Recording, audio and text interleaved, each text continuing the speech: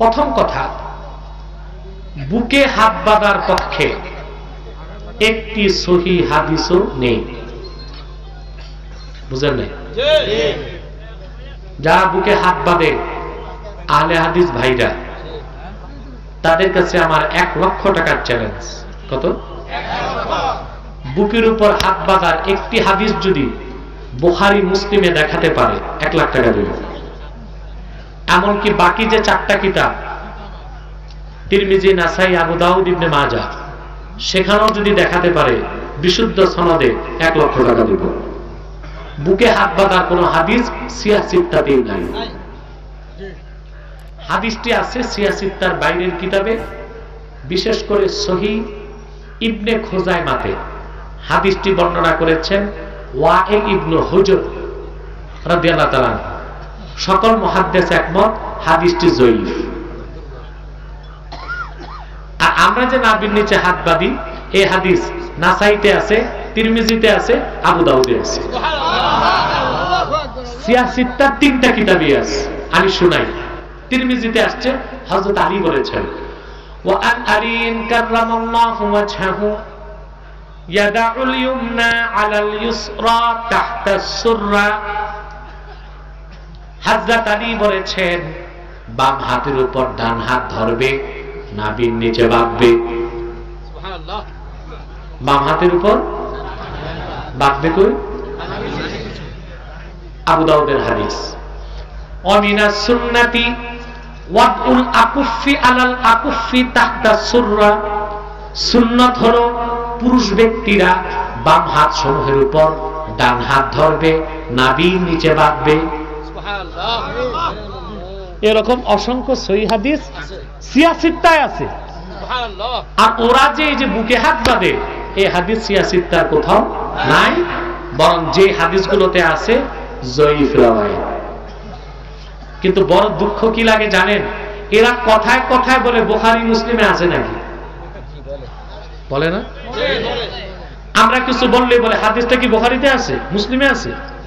তোমরা যে বুকে হাত বাঁধো, এটা তো বুখারীতেও নাই, মুসলিমেও নাই, সহিহ সনদে সিয়াসিত্তার বাকি কিতাবেও নাই। এই ক্ষেত্রে বুখারী মুসলিম মানো না কেন? কথা বলে না।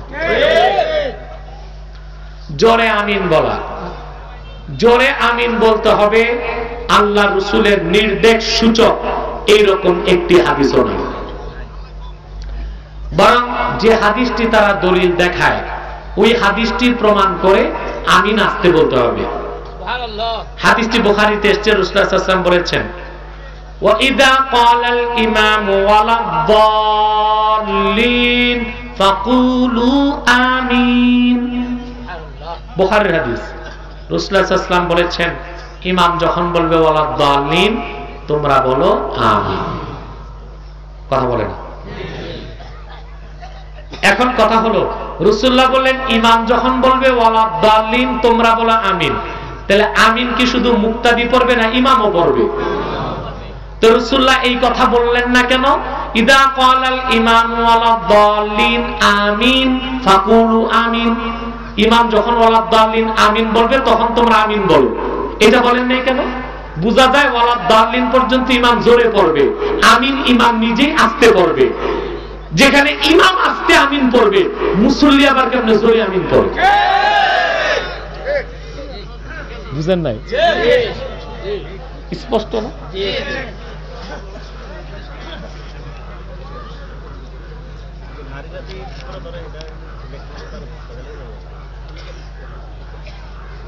ইমাম মাহদী কখন আসবে? প্রশ্ন। কিছু কিছু মৌলবী বলতেছে 26 সালে, কেউ 22 সালে, কেউ 24 সালে। মনে হয় এই মৌলবীদের সাথে ইমাম মাহদীর SMS এ কথা হয়েছে। ইমামে মাহদীর আবির্ভাব ঘটবে, এটা সত্য, এটা অস্বীকারের কোনো উপায় নাই। তার আবির্ভাব ঘটে নাই, ঘটবে। কবে ঘটবে তার দিন তারিখ কেউ বলতে পারবে না। পৃথিবীতে মুসলমানদের অবস্থা যখন আরো শোচনীয় হবে, কত শোচনীয়! এখনো 57টি মুসলিম রাষ্ট্রে আযান আছে, একামত আছে, নামাজ আছে, ঠিক কিনা? এমন সময় আসবে 57টি মুসলিম রাষ্ট্রে একামত, আযান, নামাজ বন্ধ হয়ে যাবে। মুসলমান কোন ঠাসা হয়ে যাবে, তখন ইমাম মাহদির আবির্ভাব ঘটবে মাক্কাতুল মুকাররমায়। কোথায়? তোয়াফরত অবস্থায়। হাদিসে এসেছে ওনার হাত দুটো ওনার টাকনু পর্যন্ত লম্বা হবে। এটা ওনার প্রথম আলামত। কি প্রথম আলামত? হাত লম্বা হবে, হাঁটু পর্যন্ত। তারপর তিনি প্রথমে জিহাদের বায়াত নেবেন, 70,000 হাজি তার কাছে বায়াত নেবেন। তারপর তিনি জিহাদে বের হবেন। প্রথম চান্সেই 90% মুসলমান শহীদ হয়ে যাবে, 10% বেঁচে থাকবে। বারবার যুদ্ধ হবে, অধিকাংশ যুদ্ধে ইমাম মাহদী তার বিপর্যয় ঘটবে। এক সময় তিনি কোন ঠাসা হয়ে দামেস্কের জামি মসজিদে আশ্রয় নেবেন। শারহুল ফিকহিল আকবর, দারুন নাফায়েস, লেবানন, বৈরুতের ছাপ, 228-29 পৃষ্ঠায় এসেছে এমন সময় একদিন দাজ্জাল বের হবে। দাজ্জাল পৃথিবীর সবগুলো রাষ্ট্র দখল করতে করতে আরবের দিকে যাবে, কিন্তু আরবে ঢুকতে পারবে না। বুখারীতে হাদিস এসেছে, আল্লাহ রাসূল সাল্লাল্লাহু আলাইহি ওয়াসাল্লাম ইরশাদ করেছেন, মদিনা মুনাওয়ারাতে 7টি দরজা আছে, প্রত্যেক দরজায় 2 জন করে 14 জন ফেরেশতা পাহারা দিচ্ছে। দাজ্জাল ঢুকতে পারবে না, মদিনা মুনাওয়ারাতেও ঢুকতে পারবে না, মক্কা মুকাররমাতেও ঢুকতে পারবে না। ইমাম মাহদী আশ্রয় নেবেন দামেস্কে, সিরিয়ার। কথা বুঝতেছেন ভাই? এমন সময় একদিন আসর নামাজের আজান হয়ে যাবে, একামত হয়ে যাবে। এমন সময় ঈসা রুহুল্লাহ আকাশ থেকে নামবেন দামেস্কের জামে মসজিদে পূর্ব পাশের মিনারায়। ইমাম মাহদী বলবেন, তোমরা একটু দাঁড়াও, আমার ভাই ঈসা নেমেছে, ঈসা আসলে একসাথে জামাত হবে। হযরত ঈসা রুহুল্লাহ ঢুকবেন। শারহু ফিকহিল আকবরে এসেছে, ফায়ুশিরুল মাহদী ইলা ঈসা ইবনে মারইয়ামা বিত্তাকাদ্দুম। হযরত ইমাম মাহদী ঈসা রুহুল্লাহকে বলবে, ভাই আপনি নামাজ পড়ান, আপনি তো বনি ইসরায়েলের নবী ছিলেন, আর আমি তো উম্মতে মুহাম্মদের ইমাম, আপনি পড়ান আমি পড়ি। ঈসা বলবে না।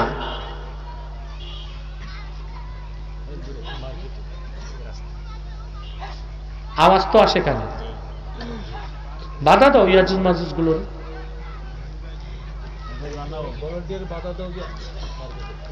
সম্মানিত সুধী, আমার দিকে তাকান। ঈসা রুহুল্লাহ তিনি নামাজ পড়াবেন না। কেন পড়াবেন না? শারহুল ফিকহিল আকবর এসেছে, ফায়াক্তাদি বিহি লিয়াজহারা মুতাবিআত নবিয়িনা মুহাম্মদ সাল্লাল্লাহু আলাইহি ওয়াসাল্লাম।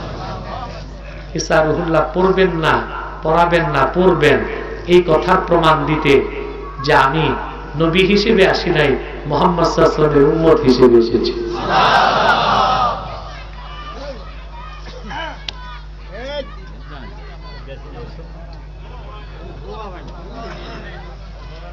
তুমি আশা শয়তান তো না পারলে পোলাপানের উপরে সওয়ার হয়। এটা বন্ধ করেন, এই ইমাম সাহেব এটা বন্ধ করেন, মাইকটা বন্ধ করেন, সুইচ। বুঝলেন না? পোলাপান বলে উড়াই দেন, শয়তান ও পোলাপান ভয় পায়, এটা জানেন না? ঈসা রুহুল্লাহ তখন ইমাম মাহদীকে নিয়ে বের হবেন দাজ্জালকে হত্যা করতে। কোন কোন রাওয়ায়াতে এসেছে তরবারি ছাড়াই কাজ হয়ে যাবে।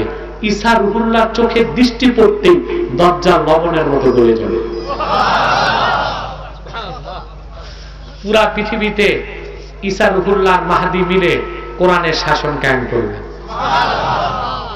14 বছরে সারা দুনিয়ায় হুকুমতে কোরআন কায়েম হয়ে যাবে। 14 বছর পর ঈসা রুহুল্লাহ ইন্তেকাল করবেন, জান্নাতুল বাকিতে তাকে দাফন করা হবে। ইমাম মাহদী আরো 7 বছর বেঁচে থাকবেন। তারপর পৃথিবী আবার অবনতির দিকে যাবে। ইমাম মাহদী ইন্তেকালের পর অবনতির দিকে যাবে। পৃথিবীতে কাফের মুশরিক বাড়তে থাকবে, মুসলমান কমতে থাকবে। একটা সময় উত্তর দিক থেকে বাতাস আসবে, সকল মুমিনের ডান বগলে লাগলে একদিনে সব মুমিন ইন্তেকাল করবে। সাথে সাথে সূর্য পশ্চিমে উঠবে, তওবার দরজা বন্ধ, তার 160 বছর পর কিয়ামত হয়ে যাবে।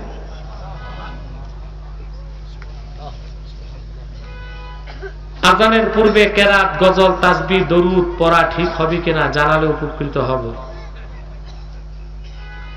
ভালো কাজ তো করা যেতে পারে যদি আজানের অংশ মনে না করা হয়, বুঝলেন?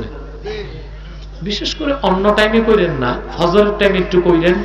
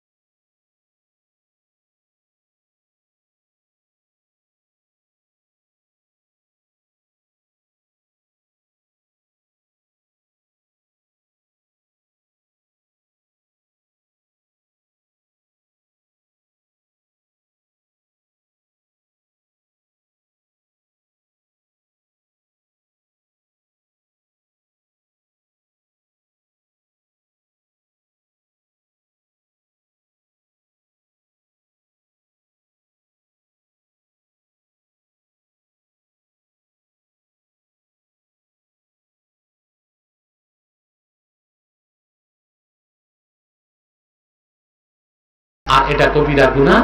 আল্লাহর কাছে একটা কবিরা গুনার জন্য শাস্তি হলো ৭,০০০ বছর জাহান্নামে জ্বলতে হবে।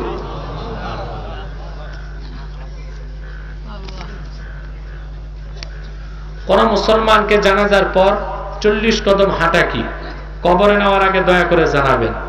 কারণ বাড়ির ঘাটে কবর ২০ কদম, আপনার ৪০ কদম হাইটটা এসে দাফন করার কোন নিয়ম নেই। কথা বলেন। কবরস্থানে নিবেন, ৪০০ কদম লাগলে হাঁটবেন, ৫০০ কদম লাগলে হাঁটবেন, কিন্তু বাড়ির দরজাতেই যদি বাবাকে দাফন করেন ১০ কদম, শরীয়ত এটা বলে নাই যে কান দিলে ৪০ কদম হাইটা আইসা দাফন করেন।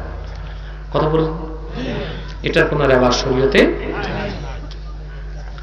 নামাজি ব্যক্তির সামনে দিয়ে আসা যাওয়া এবং সামনের মুসল্লি নামাজি ব্যক্তিকে সামনে করে বসা, এটা সঠিক কিনা জানাবেন। কোন নামাজি ব্যক্তি যদি নামাজে দাঁড়িয়ে যায় তার সামনে সুতরা রাখা উচিত। সেজদার জায়গা যতটুকু যে মাথা ঠেকে এর মাঝখান দিয়ে যদি কেউ যায়, রাসূলুল্লাহ সাল্লাল্লাহু আলাইহি ওয়াসাল্লাম বলেছেন নামাজি এক হাতে তাকে বাধা দিবে। কি করবে? যে সে বাধা না মানে রাসূলুল্লাহ বলেছেন ফালইয়াকতুলহু, নামাজের জন্য তার আঘাত করে। কারণ ফাইন্নাহু শয়তান, যে জোর করে বাধা দেওয়ার পর নামাজের সামনে দিয়ে যেতে চায় ওটা মানুষ তো ওটা শয়তান। এবং রাসূলুল্লাহর অন্য হাদিসে এসেছে রাসূলুল্লাহ সাল্লাল্লাহু আলাইহি ওয়াসাল্লাম বলেছেন নামাজের সামনে দিয়ে যাওয়া ইচ্ছে করে কত বড় গুনাহ তা যদি কেউ জানতো তো ৪০ বছর দাঁড়ায় থাকতো। কোন কারণবশত ওযু ছাড়া আযান দেওয়া যায় কিনা? জি, ওযু ছাড়া আযান দেওয়া জায়েজ, তবে মাকরুহ। আর এক কিতাবে দেখেছি বারবার যে মসজিদে ওযু ছাড়া আযান হয় ওই এলাকায় বালা মুসিবত আসে। কি আসে? শীতকালে মুয়াজ্জিনরা এই কাজটা করে, উঠেই ওযু ছাড়া আগে আযানটা দেয়, তারপর যে আস্তে ধীরে ফ্রেশ হয়। নাউজুবিল্লাহ বলবেন। এটা কঠিন গুনাহ নয়, বড় হারাম নয়, কিন্তু আদবের খেলাফ। এটা কি? আর এই আদবের খেলাফ করলে এলাকায় কি আসে? বালা মুসিবত আসে। বুঝলেন? আল্লাহ মাফ করুন, বলেন আল্লাহ মাফ করুন।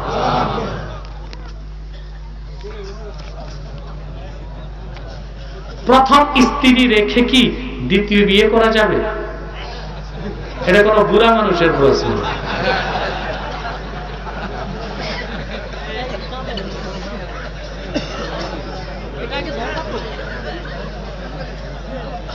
আরে ভাই, আপনি একটা পারলে দুইটা, লাগলে পারলে তিনটা, লাগলে পারলে ৪টা পর্যন্ত করতে পারবেন, কিন্তু শর্ত আছে। আপনি দ্বিতীয় বউ পাওয়ার পর হ্যাঁ প্রথমটার কাছে ৬ মাসও যাবেন না, এইটার কাছে চিল্লা লাগাইবেন, তা চলবে না। রাসূলুল্লাহর হাদিস, আপনাকে সমান ইনসাফ করতে হবে। 2 বউ থাকলে এক সপ্তাহকে 2 ভাগ করবেন, ৩.৫ দিন বড় বউ, ৩.৫ দিন। আমার নূর নবী সাল্লাল্লাহু আলাইহি ওয়াসাল্লাম কি আদর্শ শিক্ষা দিয়েছেন জানেন? বুখারীতে এসেছে প্রথম খণ্ডে, নূর নবী মুহাম্মদ সাল্লাল্লাহু আলাইহি ওয়াসাল্লামের বিদায়ের আগ মুহূর্তে আল্লাহ রাসূল নূর নবী আমার মুহাম্মদ সাল্লাল্লাহু আলাইহি ওয়াসাল্লাম যখন অসুস্থ হয়ে গেলেন, আল্লাহ রাসূল সকল স্ত্রী থেকে অনুমতি নিলেন, তোমরা যদি অনুমতি দাও তো অসুস্থের সময় আমি আয়েশার কাছে থাকি। সকল স্ত্রী অনুমতি দিয়েছেন। তখন আল্লাহ রাসূল হযরত আয়েশা রাদিয়াল্লাহু তাআলা আনহার কাছে ছিলেন। চিন্তা করছেন যিনি সাইয়্যিদুল মুরসালিন, খাতামুন নবিয়্যিন ওয়াল মুরসালিন, আখিরি নবী, নবী কুল সম্রাট, যিনি শারে শরীয়ত প্রণেতা, তিনি যেটা বলেছেন ফরজ হয়েছে, তিনি যেটা না করেছেন হারাম হয়েছে। নবী কুল সম্রাট মুহাম্মদ সাল্লাল্লাহু আলাইহি সাল্লাম তিনি নিজেও স্ত্রীদের ক্ষেত্রে কত বেশি ইনসাফ করতেন। আপনি কি সেটা পারবেন? কথা বলেন। 2, আপনি বড় স্ত্রীরে খরপোশ দিবেন না, আর আম কাঁঠাল সব নিয়ে ছোট বউরে খাওয়াবেন, এটা হারাম। তরমুজ একটা কিনলে 2 টুকরা করে পাল্লায় মেপে 2 বউকে দিতে হবে। পারবেন এটা? কথা বলেন। কয় যায়? পারবেন না? মনে হয় না পারবেন। এভাবে যদি আপনি হক আদায় করতে পারেন, ইনসাফ করতে পারেন, আর বড় স্ত্রীর সম্মতিও দেয়, আপনি প্রস্তুতি নিতে পারেন দ্বিতীয় বিয়ের ইনশাআল্লাহ। দাওয়াত দিলে আমিও চেষ্টা করবো আসতে পারি কিনা।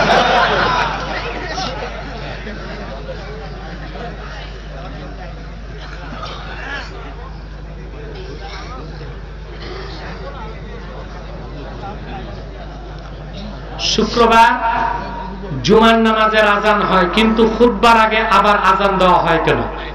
খুতবার আগের যে আজান এটাই মূলত প্রথম আজান।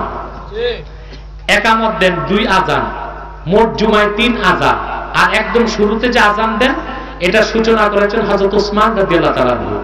মদিনা মুনাওয়ারাতে জনগণ বেড়ে গেছে, তখন তিনি আজানের প্রচলন করলেন যেন লোকজন আগ থেকে প্রস্তুতি হয়ে আগে ভাগে জুমার নামাজে আসতে পারে।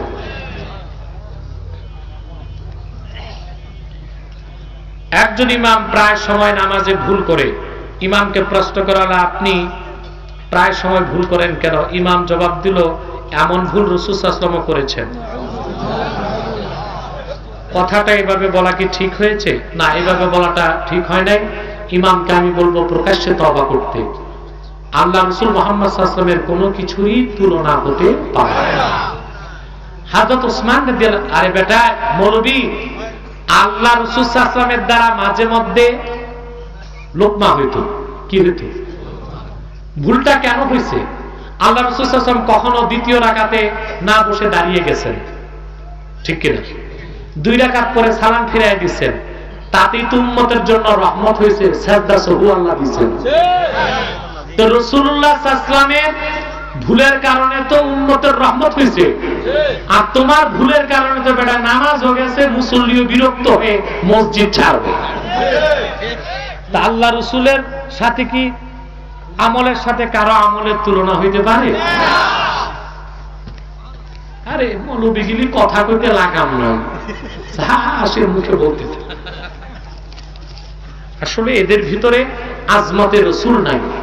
আল্লাহ রাসূল সাল্লাল্লাহু আলাইহি ওয়াসাল্লামের যে আজমত কত বেশি এই ধারণাটাই নাই। আযান যদি শুদ্ধ না হয় সে আযান শোনা যাবে কি না? আযান যদি শুদ্ধ না হয় মুয়াজ্জিন বদলাই দিবেন, শোনার দরকার কি নাকি? কিন্তু সমস্যা আছে, গ্রাম দেশে দেখা যায় মুতুল্লি নিজে আযান দেয়, ভুল হয়ে গেলে আর সরানো যায় না, তখন কানে আঙ্গুল দিয়ে বসে থাকবেন। ভুল আযান দিছে, সরাইলে মুতুল্লির ইমামের চাকরি যাবে, ঠিক কিনা? বা মুতুল্লিরে আদর সাদর করে আযানটা শিখাই দিবেন যে ভাই আপনার ভুল হচ্ছে, এভাবে আযানটা দিলে ভালো হয়।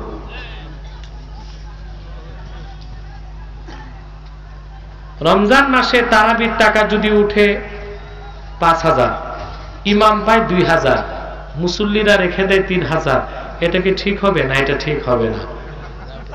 আমাদের দেশের মুসল্লিদের বদ অভ্যাস, আলেম ওলামা ভালো চলুক, ভালো পড়ুক, ভালো খাক, এটা চায় না।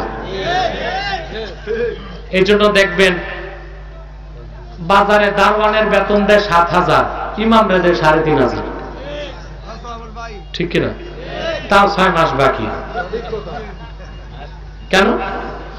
5000 টাকা তো মুসল্লিরা ইমাম কি দিছে, পুরা টাকাটা তাকে দিয়ে দিবেন, ওখান থেকে কাটেন কেন? লজ্জা হয় না? এই কাজটি করবেন না, এটা ইমামের হক, তার হক মারার কারণে আপনি গুনাহগার হবেন।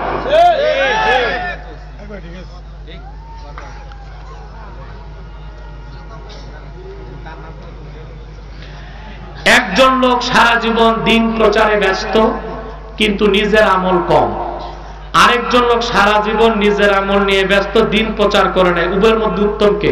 উত্তম সেই ব্যক্তি যার আমল কম হলো দিনের খেদমত করে। বুঝলেন না? আল্লাহ রাসূল সাল্লাল্লাহু আলাইহি ওয়াসাল্লাম বলেছেন একজন আলেম তার আমল যদি খারাপ হয় সে মোমবাতির মতো, মোমবাতি সবাইকে উপকার দিয়ে নিজে জ্বলে যায়। তো যেই আলেমের দিনের খেদমত করে আমল খারাপ, সে মোমবাতির মতো, সে সবার উপকার করতেছে, নিজের উপকার নেই, তো বলতে সে মোমবাতির মতো। আর যে আলেমের দিনের খেদমত করে আমলও ভালো, সে ফুলের মতো। সুবহানাল্লাহ। কিসের মতো? ফুলের মতো। আলেমদের মসজিদের ইমাম আমাদের না, এইভাবে ইন্ডিভিজুয়ালি প্রশ্ন করবেন না। কোন এক মসজিদের ইমাম পবিত্র মেরাজকে কটাক্ষ করে বলেছে, মেরাজের আলোচনার দরকার কি, 5 ওয়াক্ত নামাজ পড়লেই যথেষ্ট, শবে মেরাজ উপলক্ষে কোনো নামাজ নাই, ইবাদত নাই। এই মৌলবীর এই কথাটা খুবই খারাপ। শবে মেরাজ উপলক্ষে নির্ধারিত কোনো নামাজ নাই, কিন্তু সেই রাতে যদি আমরা অতিরিক্ত নফল পড়ি, রোজা রাখি, এতে গুনাহ নাই, বরং অনেক সওয়াব আছে। আচ্ছা ভাই বলেন তো, 365 দিনে 5 দিন রোজা রাখা হারাম, কয়দিন? শবে মেরাজে কি রোজা রাখা হারাম? 5 দিনে পরে কথা বলেন।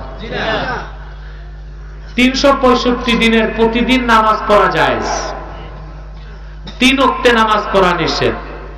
তো 365 দিনের প্রত্যেক রাতে নফল নামাজ পড়া জায়েজ, শুধু শবে বরাত আর শবে মেরাজে পড়লে হারাম হবে। এটা কি আলেমের ফতোয়া না ব্রাহ্মণের ফতোয়া? বুঝেন নাই? প্রত্যেক রাতে নফল পড়া যাবে, জিকির করা যাবে, কোরআন তেলাওয়াত করা যাবে, তাসবিহ পড়া যাবে, তাহাজ্জুদ পড়া যাবে, সমস্যা নাই। মেরাজের রাতে পড়লে হারাম হবে, সব রাতের রাতে পড়লে হারাম হবে। এটা আলেমের কথা না, এটা জালেমের কথা। তাদের দুশ্মনীটা মেরাজের সাথে, তাদের দুশ্মনী বেদাতের সাথে না, আল্লাহ রাসূলের সাথে। নাদান ফতোয়া দেওয়ার আগে ওরফ দেখতে হয়, ওরফ সমাজের অবস্থা দেখে ফতোয়া দিতে হয়। যেখানে হাজার হাজার যুবক ধ্বংস হয়ে যাচ্ছে, নাস্তিকদের খপ্পরে পড়ে যাচ্ছে, সেদিকে তুমি কলে কৌশলে মানুষকে ইসলাম থেকে সরাবার চেষ্টা করতেছো। ভাই, মেরাজের দিন যদি মসজিদটা সাজান, ইমাম সাহেব যদি আসার পর একটু আলোচনা করে, সারা রাত জেগে আপনারা তাহাজ্জুদ পড়েন, ছোট বাচ্চাদের মনে জাগবে আজকের রাতটায় ব্যতিক্রম আমল কেন, জাগবে কিনা? বাপকে জিজ্ঞেস করবে, বাবা আজকে কি সবাই জাগতেছে কেন, নামাজ পড়তেছে কেন? তখন বাবা বলবে, আজকে মেরাজের রাত। এই রাতেই নূর নবী মুহাম্মদ সাল্লাল্লাহু আলাইহি ওয়াসাল্লাম 1500 বছর আগে ধুলক বুলক ছাড়িয়ে 7 আকাশ পাড়িয়ে আরশে আজিমে যে আল্লাহ দিদার লাভ করেছেন। সেই 26 রজব দিবাগত রাত আজকে। এই জন্য আমরা সেই মেরাজুন নবীর স্মরণে দোয়া করি, মুনাজাত করি, নামাজ পড়ি। এর চেয়ে ভালো কাজ নাই। যেই ইমাম মেরাজের রাতে নামাজ বন্ধ করতে চায়, দেখতে মনে হয় তার অপরাধটা ছোট, কিন্তু গভীরে ঢুকলে দেখবেন সে বিজাতিদের পারসেস হয়ে ঢুকছে। মুসলমানকে মেরাজের বিশ্বাস থেকে সরিয়ে দেওয়ার জন্য এরকম ইমামকে বের করে দেন, মসজিদ থেকে বের করে দেন, তাকে মসজিদে রাখার দরকার নাই।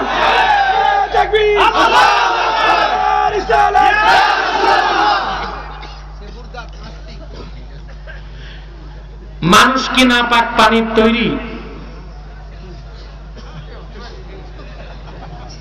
এখানে 2 বক্তার নাম আসছে।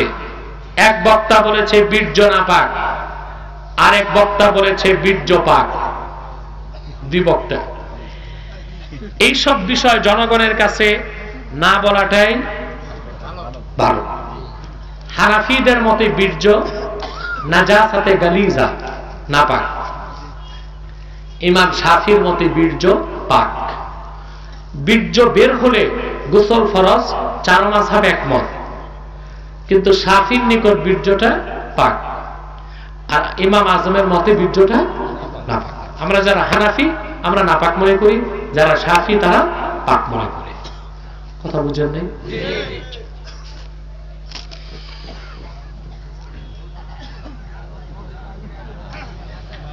আপনি কোন এক বক্তাকে কাফের বলেছেন, আপনার কাছে দলিল চাই। যে ভাই আমার কাছে দলিল চাইছো বক্তাকে কাফের বলাতে, আমি তোমার ক্ষেত্রে বলবো সুম্মুম বুকমুন উময়ুন ফাহুম লা ইউবসিরুন।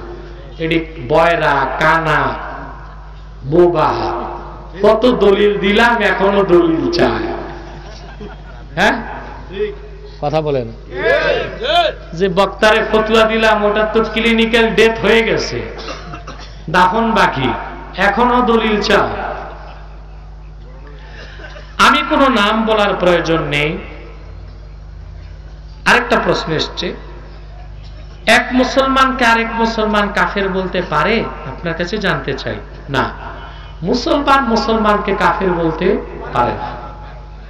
কিন্তু মুসলমান যখন কুফর করে তখন আর মুসলমান থাকে না। আচ্ছা ভাই, জীবিত মানুষকে জানাজা দিয়া কাফন দিয়া দাফন করা জায়েজ আছে? মরা মানুষকে?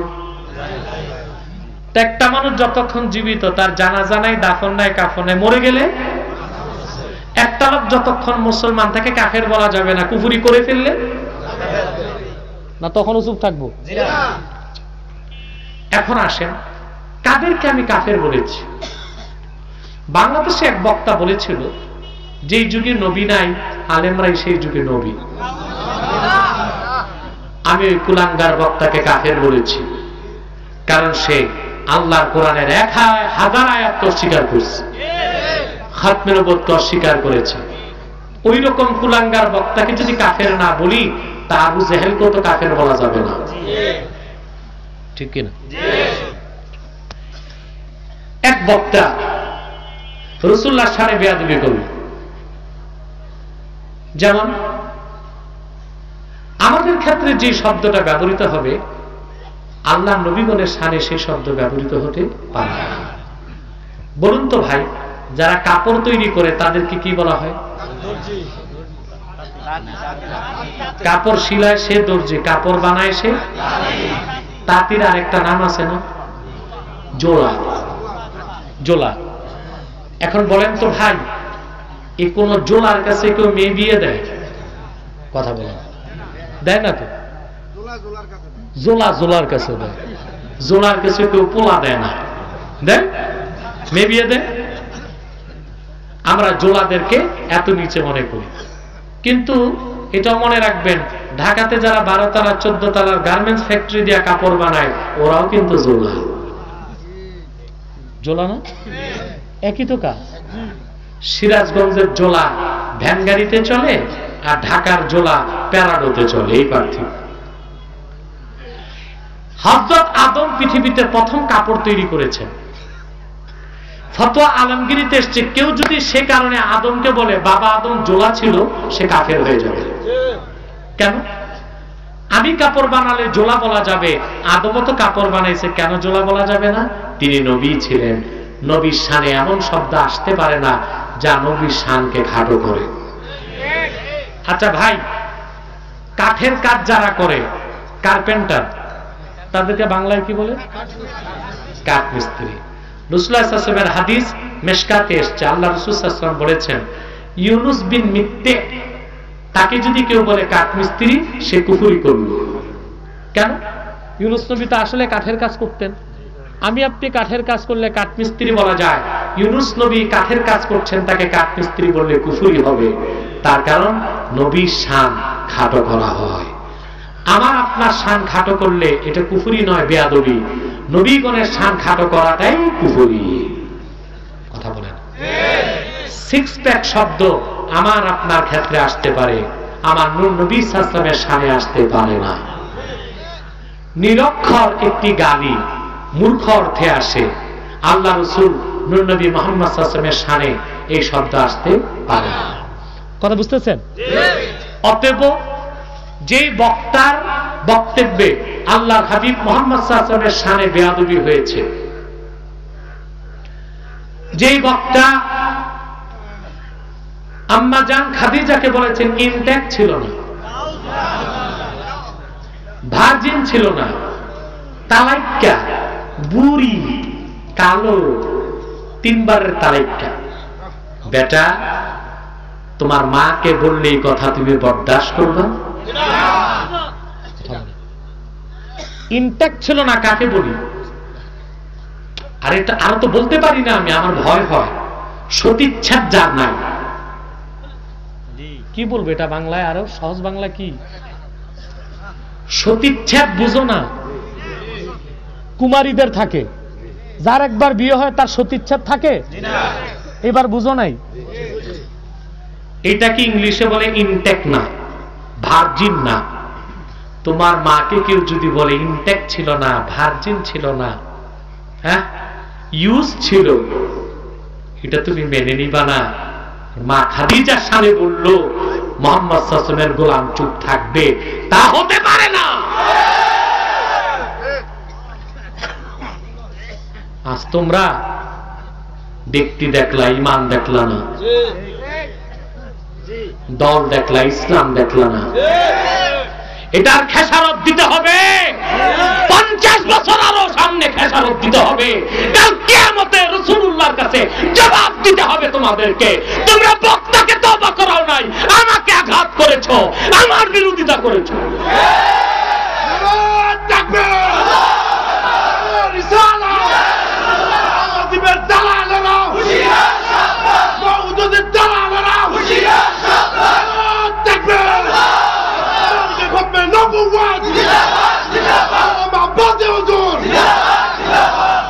তারপরে আলী মাতাল ছিল, মদ খাইয়া নামাজে দাঁড়াইছে। যে লোকটি ইসলাম গ্রহণ করলো 12 বছর বয়সে, জিন্দেগিতে কোনদিন মদের বোতলে হাত দেয় নাই, যেটা সিরাতের কিতাবে আসছে ওটা মওজু রওয়ায়াত। আলীর জন্ম কাবাগরের ভিতরে। এই জন্য শুধুমাত্র পৃথিবীতে একজন মহিলার বাচ্চা প্রসবে রক্ত বের হয় নাই, তিনি আলীর মা। রাসূলুল্লাহ বলেছেন, আনা মাদিনাতুল ইলমি ওয়া আলিয়ুন বাবুহা, আমি জ্ঞানের মহানগরী, আলী হলো সেই মহানগরীর দরজা। পৃথিবীর 127টা তরিকা পৌঁছেছে আলীর কাছে। মারিফতের খনি আলীর শানে বলা হয় মাতাল ছিল, ওমরকে বলা হয় মদখোর ছিল। এরকম কুলাঙ্গারদেরকে আব্বাসী কাফের বলেছে, কোন মুসলমানকে বলে না, কোন ভালো মানুষকে বলে না। কি করতে পারছো? আমার একটা পশম বাঁকাটাকে সোজা করতে পারো না, কারণ মুহাম্মদ সাল্লাল্লাহু আলাইহি ওয়াসাল্লামের গোলামের সাথে আল্লাহর রহমত আছে, নুসরত আছে, বাংলাদেশের কোটি কোটি সুন্নি জনতা আছে। আমাকে সাধু স্পর্শ করতে পারো না, পারবা না ইনশাআল্লাহ। কারণ আমি কাউকে ব্যক্তি স্বার্থে ফতোয়া দেই না, এটা আমার দায়িত্ব, আমার কর্তব্য। মানুষ যখন কুফর করে সে আর মুসলমান থাকে না। বুখারীতে একটা পরিচ্ছেদ আছে কিতাবুল ঈমানে, কথা বলে না।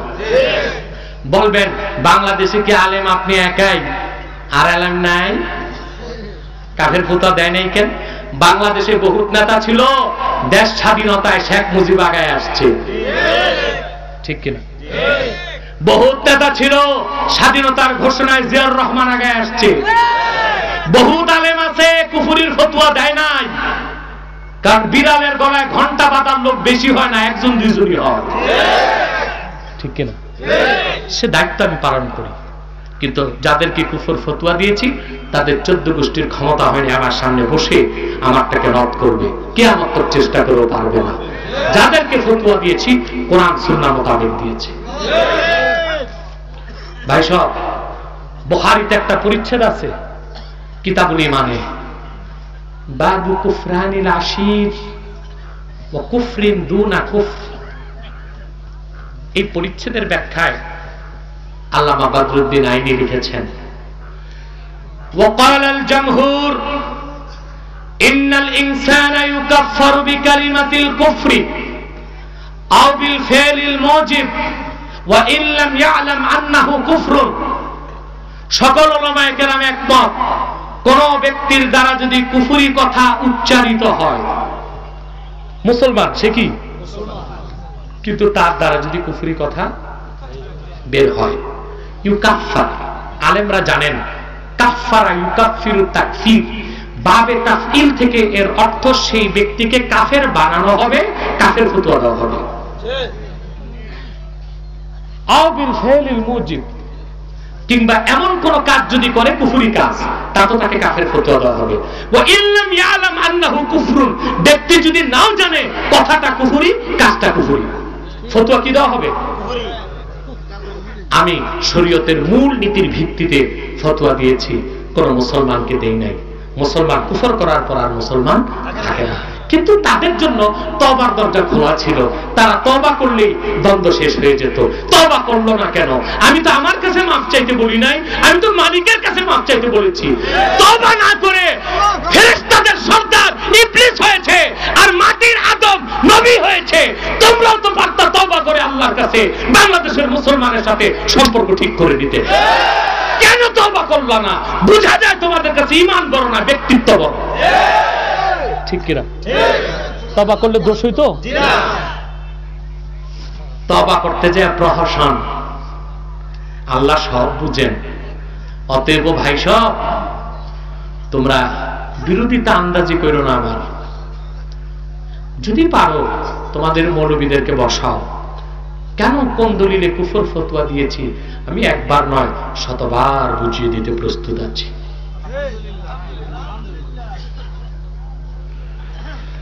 এক ভাই প্রশ্ন করেছে, আমাদের নবী করিম সাল্লাল্লাহু আলাইহি ওয়াসাল্লাম কি কখনো কাউকে কাফির বলেছেন? জি বলেছেন। হায় হায় রে, কোরআন কারীমটা পড়ো নাই। কোরআনে একটা সূরা আছে সূরা আল কাফিরুন। সেই সূরার প্রথম আয়াত আল্লাহ বলেছেন, কুল ইয়া আইয়ুহাল কাফিরুন, মুহাম্মদ সাল্লাল্লাহু আলাইহি ওয়াসাল্লাম আপনি বলুন হে কাফেরের দল।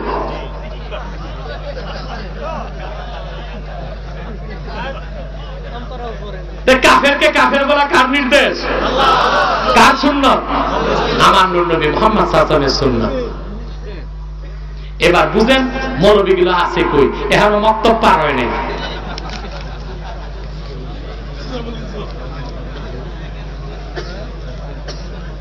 আবার কেন?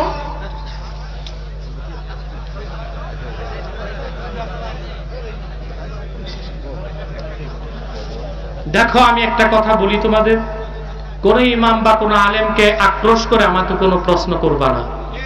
এমনি আমার সমাজের ইমামরা আলেমরা বেকায়দা। আবার যদি আমার কারণে জনগণ ঢোলের বাড়ি পায় তো ইমাম খতিবদের অবস্থা কি হবে? সাবধান, ইমাম আর খতিবের পিছে পড়বেন না। তারা আপনাদের সবচেয়ে বড় দায়িত্ব আদায় করতেছে, তাদের হক আপনারা আদায় করতে পারেন না। যে বেতন দেন এটা কিছুই হয় না। ইমাম ও খতিবকে সর্বোচ্চ সম্মান ও মর্যাদা দেওয়ার চেষ্টা করবেন। যদি তার ভুল থাকে সবার সামনে বলা যাবে না, গোপনে তার সাথে মিটমাট করতে হবে। এলাকার একজন ইমাম খতিব নিয়ে প্রশ্ন করা হয়েছে, আমি এটার উত্তর প্রকাশ্যে দিব না, ব্যক্তিগতভাবে আমার থেকে টেলিফোনে জেনে নেবেন। ভাই সব, এক ভাই প্রশ্ন করেছেন, আতিউল্লাহ ওয়া আতিউর রাসূল ওয়া উলিল আমরি মিনকুম। আল্লাহ বলেছেন আল্লাহর আনুগত্য করো, মুহাম্মদ সাল্লাল্লাহু আলাইহি ওয়াসাল্লামের আনুগত্য করো, আর উলিল আমরের আনুগত্য করো। এই উলিল আমর কারা? একটু প্রশ্ন। এটার জবাব আমি দিব না, হাদিস থেকে দিচ্ছি। ইমাম বুখারীর ওস্তাদ ইমাম দারিমি, সুনান দারিমি প্রথম খণ্ড 49 পৃষ্ঠা, ওখানে একটা পরিচ্ছেদ আছে বাবুল ইক্তেদা বিল উলামা, আলেমদের আনুগত্যের পরিচ্ছেদ। সেখানে এই আয়াতের ব্যাখ্যাটা করেছেন আতা ইবনে রাবাহ, যিনি বিশিষ্ট তাবেঈ। সুবহানাল্লাহ বলেন। আতিউল্লাহ ওয়া আতিউর রাসূল ওয়া উলিল আমরি মিনকুম ক্বালাল আতা ইবনে রাবাহ উলিল আমরি মিনকুম আই উলিল ইলমি ওয়াল ফিকহ। উলিল আমর হলো উম্মতে মুহাম্মাদের যারা আলেম এবং ফকিহ, আল্লাহ তাদের আনুগত্য করতে বলেছেন। সাদাকাল্লাহুল আযীম ওয়া সাদাকা রাসূলুন নবিয়ুল কারীম ওয়া নাহনু আলা যালিকা মিনাশ শাহিদিন ওয়া শাকিরিন ওয়া আলহামদুলিল্লাহি রাব্বিল আলামিন। অনেক রাত হয়েছে, আমি আর কষ্ট দিচ্ছি না।